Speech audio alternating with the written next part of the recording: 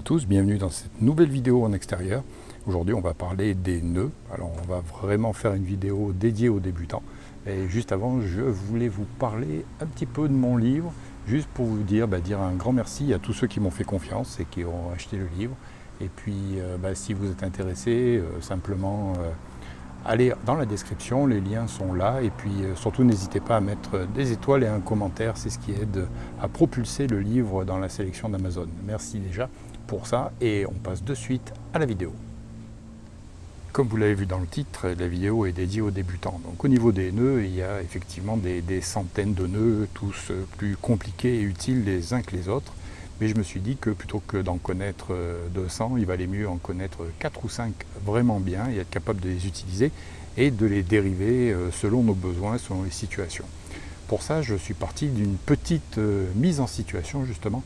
Supposons par exemple que vous soyez obligé de partir de chez vous avec votre matériel et de vous installer un camp de fortune avec de la ficelle, du bois, votre bâche, etc. Alors premier constat, on va simplement imaginer que vous arriviez puis que vous décidez d'installer votre tarpe et première chose que vous constatez, c'est que votre bout de ficelle est trop court. Alors je sais, on est dans les nœuds vraiment de base. Je vous ai pris une corde jaune exprès pour bien qu'on la voie. On va parler de ce qu'on appelle le nœud plat, à ne pas confondre avec le nœud de vache.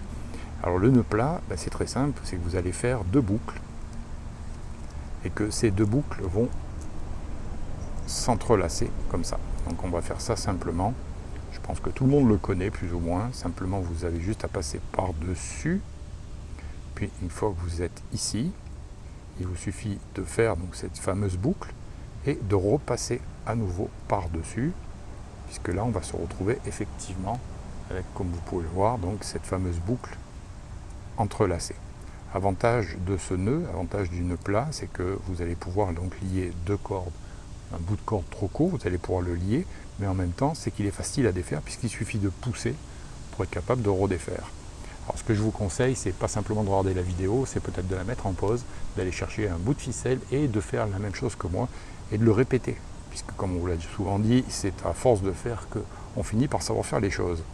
Donc on passe par dessous, on arrive ici et là on veut refaire cette boucle ici, donc on repasse par dedans et on prend les 2 extrémités et on tire. Et voilà, on a le nœud plat, le premier des 5 nœuds qu'on va développer. Alors je suis d'accord, il est très basique celui-là, mais il va avoir son utilité. Nœud suivant. Maintenant qu'on a été capable donc de rallonger notre corde, on va vouloir fixer par exemple notre fêtière ou autre chose à un arbre avec un nœud qui est simple. Vous allez voir qui est auto-bloquant, coulissant et en même temps facile à défaire. Alors une fois qu'on a fait le tour de l'arbre, on va prendre simplement ici notre bout de ficelle et faire une boucle. Donc vous voyez, c'est ce morceau qui vient par-dessus, simplement. Et on va passer, donc, on garde cette boucle ici, en mettant les doigts dedans par exemple. On va passer notre corde en dessous de la première. Simplement en dessous. Ensuite, on va récupérer, à travers la boucle qu'on a formée, on va récupérer un bout sans lâcher l'extrémité de la corde et on va serrer, simplement.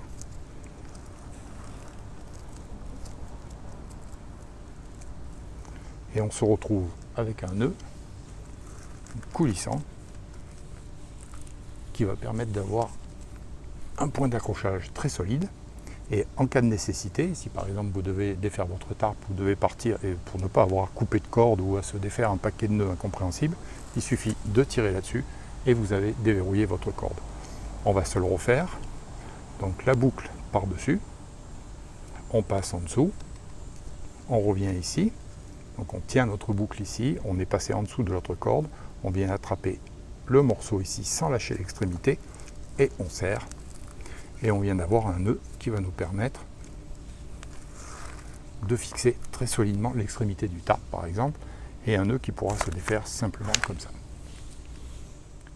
Alors maintenant qu'on a réussi donc à attacher notre fêtière à une extrémité à un arbre, il va falloir donc utiliser un nœud tendeur pour être capable de tendre cette corde sans s'arracher les bras.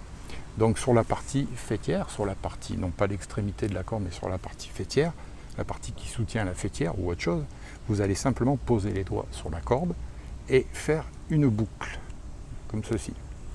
Simplement prendre la corde et faire une boucle comme ceci qui passe par le dessus. En vous servant de vos doigts, vous allez chercher le bout de corde qui est ici et vous le passez dans la boucle. Il suffit de tirer et vous avez donc un nœud sur votre corde de faîtière. L'autre extrémité de la corde, vous allez la passer à l'intérieur et vous allez vous servir de ça maintenant pour tendre votre faîtière. C'est-à-dire qu'au plus vous allez tirer sur votre corde ici, au plus vous allez donc tendre cette corde. Vous voyez que le nœud se déplace très facilement. Une fois que votre faîtière donc est bien tendue, il suffira donc de pincer ici votre corde et de faire la même opération que ce qu'on a vu tout à l'heure. C'est-à-dire qu'en pinçant la corde, je vais passer par en dessous et ici je vais aller chercher dans cette boucle-là le morceau de corde qui est ici, tout en m'assurant que ce petit bout ne passe pas aussi de l'autre côté. Et on va serrer. Vous voyez le petit nœud qu'on vient de faire. Et à partir de là, notre faîtière a été tendue correctement. Et si on doit le défaire, il suffit de tirer là-dessus. On défait le premier nœud et on arrive sur le deuxième nœud qui se défait quasiment tout seul. Voilà. Donc on va la répéter pour ceux qui n'auraient pas bien vu. Donc sur notre partie faîtière, celle qui est ici, je vais simplement passer par-dessus. Je vais aller chercher mon brin de corde. À partir de là, je vais passer donc mon extrémité restante de corde pour m'en servir de tendeur, tirer là-dessus correctement. Et une fois que j'ai suffisamment tendu ma faîtière, il ne me restera plus qu'à attraper mon bout de corde, à faire une petite boucle, comme ceci, passer à l'intérieur, en gardant le petit brin qui est là, et en serrant.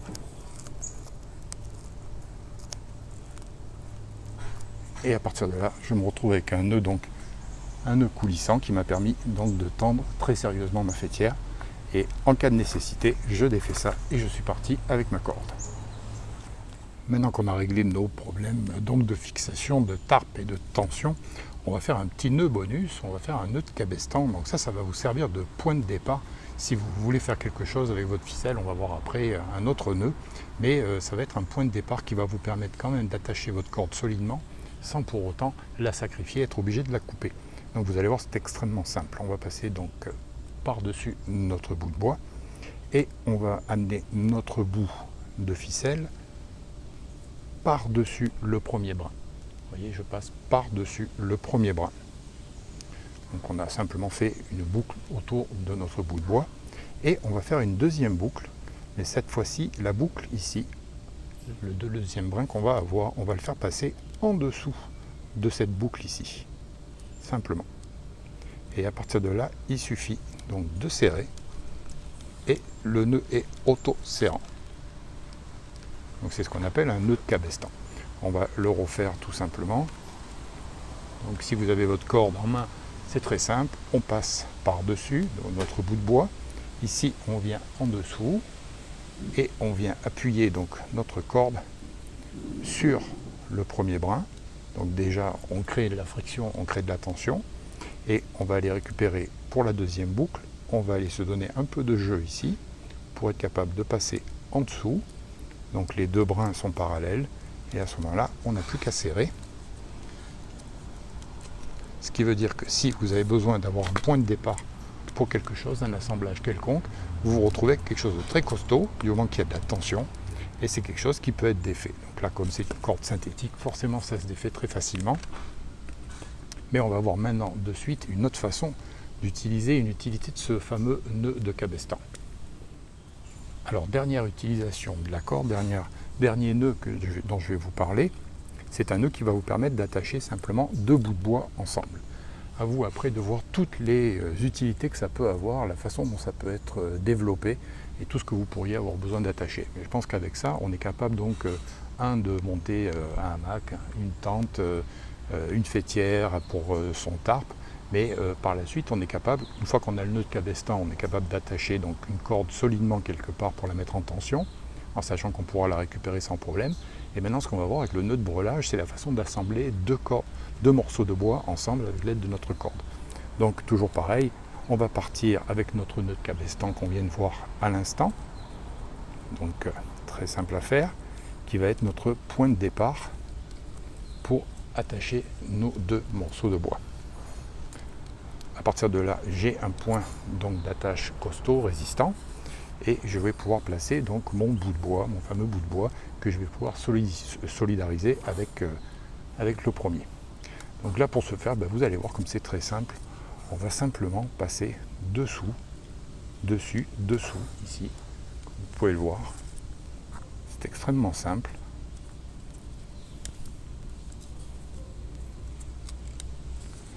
On vient de faire un tour. On va en faire peut-être 2 ou 3. Le plus long, c'est de passer la corde. Donc on met un peu de tension de manière à s'assurer que quand même ça tienne bien. On en profite pour faire quelque chose de joli. Vous voyez, je passe à chaque fois donc dessous et dessus.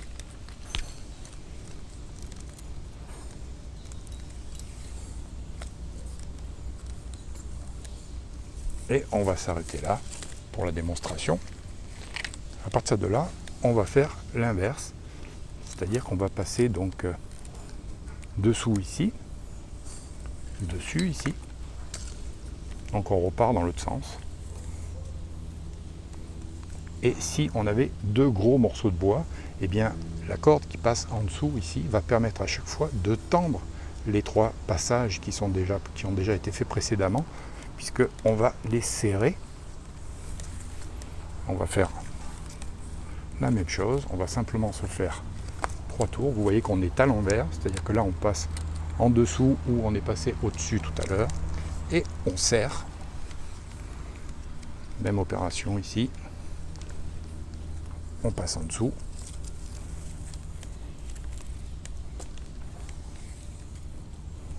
Et toujours on serre, ce qui vient de créer de la rigidité. Et on peut faire ça un certain nombre de fois. Et on finira ça comme on le souhaite, par une boucle quelconque, à partir du moment où ça tient.